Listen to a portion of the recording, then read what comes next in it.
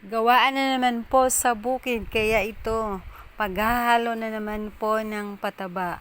So, ito po ay basa kompleto po, gawa ng Yara. So, ayan, magmimix po tayo. Tapos po, ito, Dufus po, 6 na bag na 25 kilos.